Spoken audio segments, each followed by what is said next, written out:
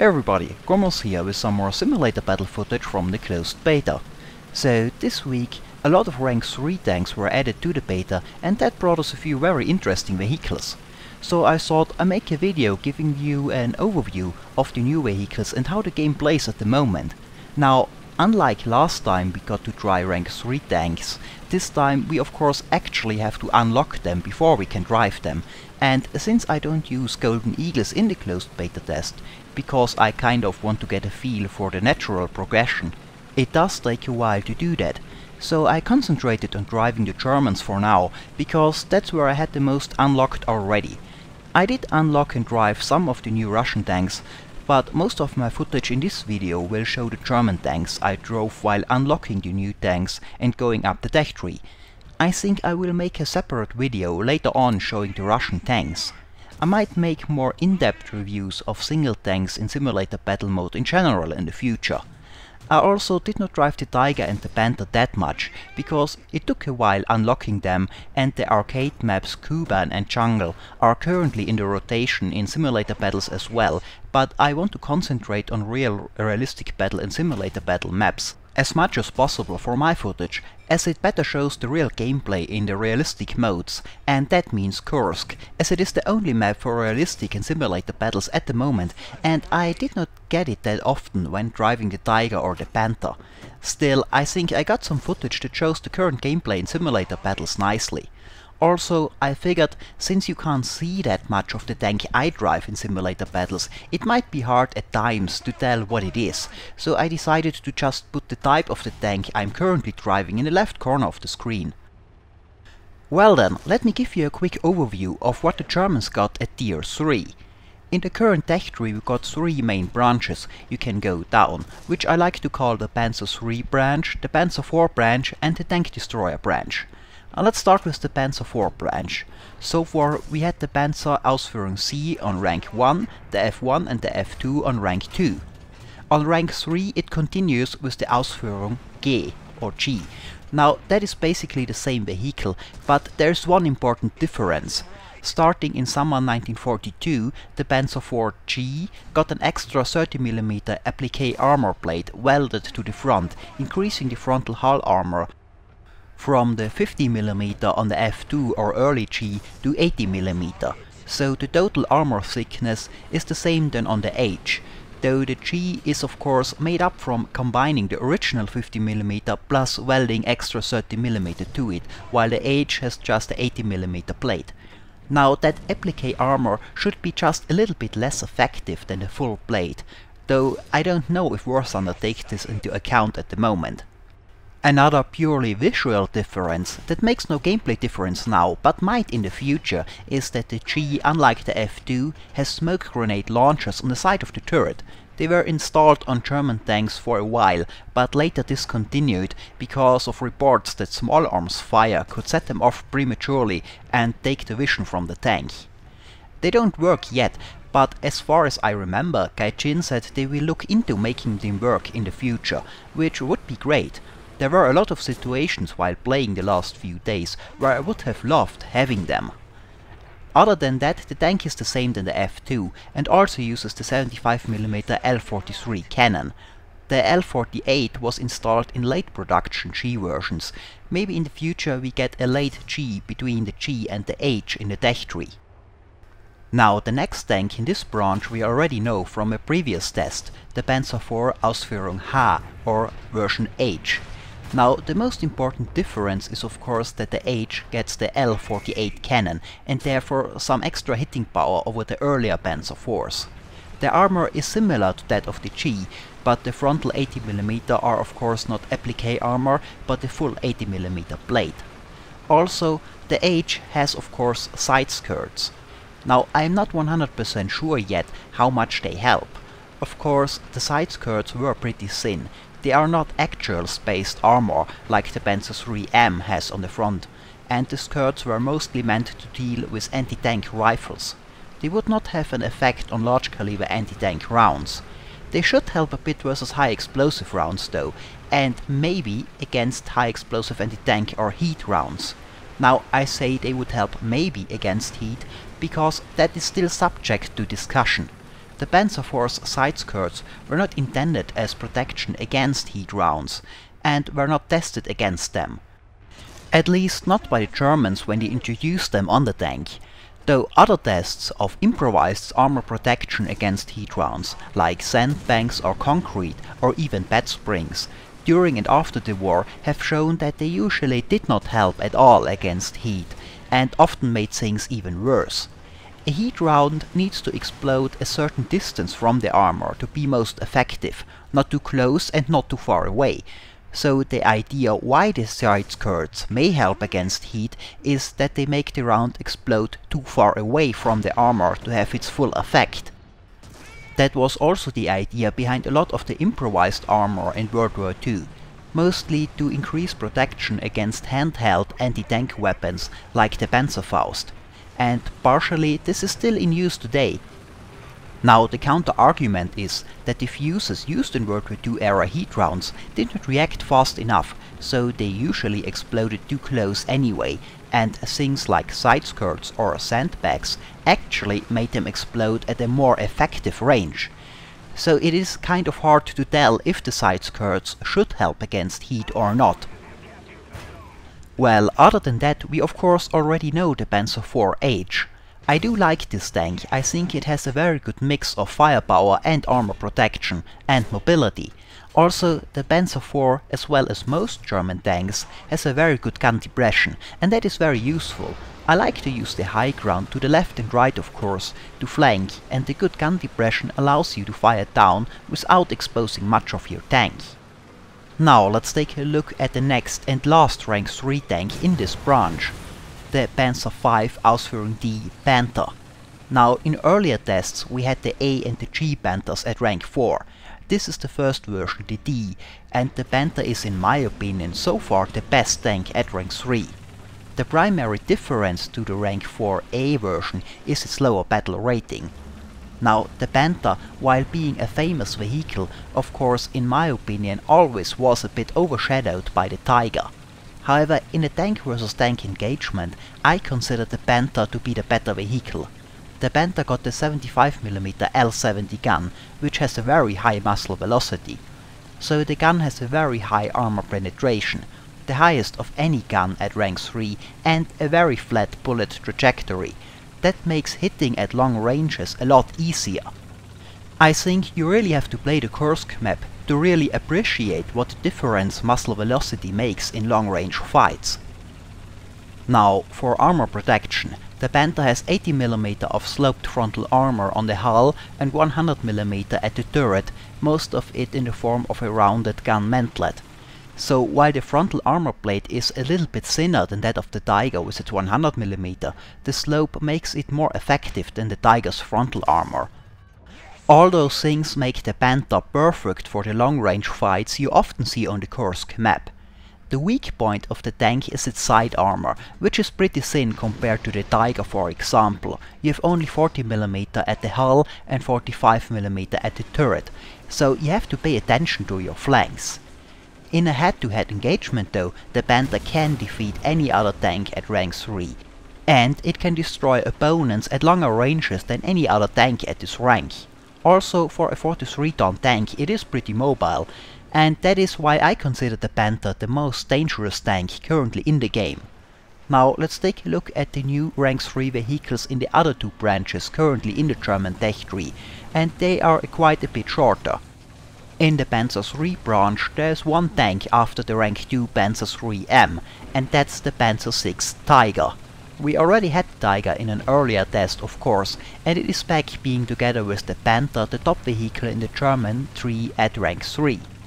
It has 100mm frontal armor and an 88mm L56 gun. That is the second most dangerous anti-tank cannon at this rank after the Panzer's L70. It has a slower muzzle velocity than the L70, so it is not quite as good at long-range work, but still very good. The damage potential of the cannon when it penetrates is of course higher than that of the Panther, because of the larger diameter shell. And for being a 57-ton vehicle, the Tiger isn't that slow. It won't accelerate like a Panther of course, but maximum speed at flat terrain is at the moment not much slower. The 88mm L56 of the Tiger has of course a very good penetration, but not as good as the L70. One big advantage of the Tiger over the Panther is its thicker side armor. It has about double the armor strength on the side than the Panther, so the chances of survival when being flanked or surprised by a tank shooting in your side are much higher.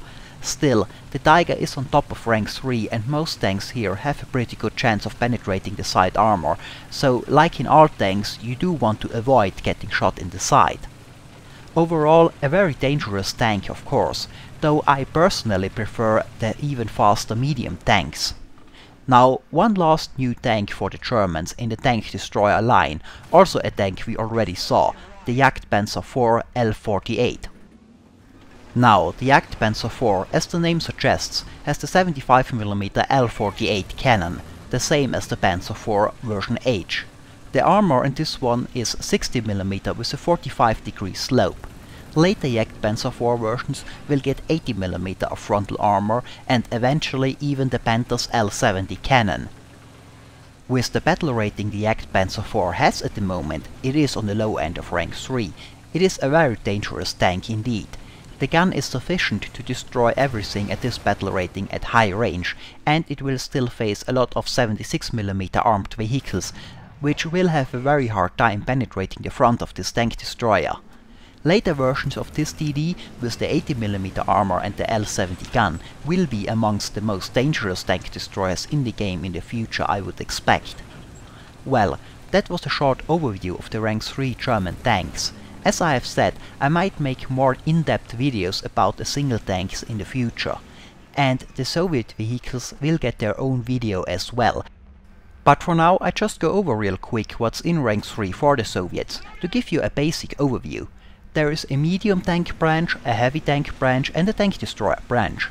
First, for the medium branch there is a T-34 model 1942. A 76mm version of the T-34 and a minor improvement of the 1941 tank we had in ranks 2, with a slightly stronger turret armor and some more ammo choices. After that we get the first T-34-85 with a D5D 85mm gun. The tank has the same battle rating than the Tiger and the Panther. I like the tank, its combination of mobility with an okay gun, but it really needs the mobility to flank. Trying to take on Panthers or Tigers head on is a very bad idea. Now for the heavy line we first get the KV-1. This one has a SIS-5 76mm gun, similar to the F-34 of the T-34, and some extra applique armor on the front hull. After that the KV-85, which is basically a KV-1S with an IS-1 turret. The tank has a pretty bad hull armor for a heavy, worse than that of the KV-1. But it is somewhat mobile and it has good turret armor and an 85mm gun, as it has the IS-1 turret. You either want to use this tank's mobility or a hull down position. Then after that we get of course the IS-1 as a counterpart to the German Tiger and Panther.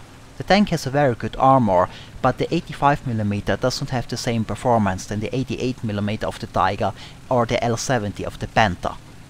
Now, for the tank destroyers we get the Su-85 tank destroyer, a Su-122 with an 85mm cannon. It is more mobile than the Panzer IV, but it has much worse armor protection. The firepower is on about the same level. And after that we get the Su-152. The Su-152 compared to the KV-2, which also has a 152mm cannon, has a slightly longer barrel and gets a better muzzle velocity because of that than the KV-2, so it's slightly better at hitting far targets, but the muzzle velocity is still not very good. So you do need to be very accurate with your range estimate if you fire this gun. So the Su-152 is certainly not as dangerous on a large map like Kursk than it might be on a smaller arcade map. So that's the Russian rank 3 tanks we got so far. Now, since we have 3 ranks now, I would like to take a quick look at how the balancing, in my opinion, looks so far. Keep in mind though that this game is still in closed beta, and all of this is subject to change, as is my opinion at this stage. But let's do a quick comparison of the 3 ranks separately. On rank 1, I would say for the most part it is pretty even, with a slight edge for the Russians at the end of rank 1 because of the T-34-57. However, since the damage model has made improvements lately, and the heat rounds as well as the 5cm APCR of the Panzer III perform like they should most of the time, now I would say that it is not as big of a difference anymore than it used to be. There are still some weird things happening every now and then with the damage model on both the German and the Russian side, but for the most part it works pretty good now, and this does wonders for the balancing at rank 1 in my opinion. Sure, the APCR and the heat needs to be unlocked, but that does not take long on rank 1, and the T-34 has to unlock its armor-piercing round as well. For the tank destroyers / assault guns on rank 1, we have the CIS-30 for the Russians and the Stug-3A for the Germans. Both are very strong in their own way. The CIS-30 has a very good high-velocity gun, but no armor, and the Stug-3A has a slow-velocity gun, but a very good frontal armor, if you can avoid getting hit in the vision tunnel. Now, let's take a look at rank 2. Here I think we have so far the best balancing, as well as an interesting tank for balancing I want to talk about. Here the Germans get the Panzer IV F2 and the Stug F with the long 75mm cannon, which can deal with both the T-34 and the KV-1 tanks, and the Panzer III's long 5cm can do so as well, especially if you unlock the APCR round for it. And the Panzer IIIM, thanks to its spaced armor at the front, is very hard to kill with the 76mm cannons, especially the low-velocity L11 for the KV-1.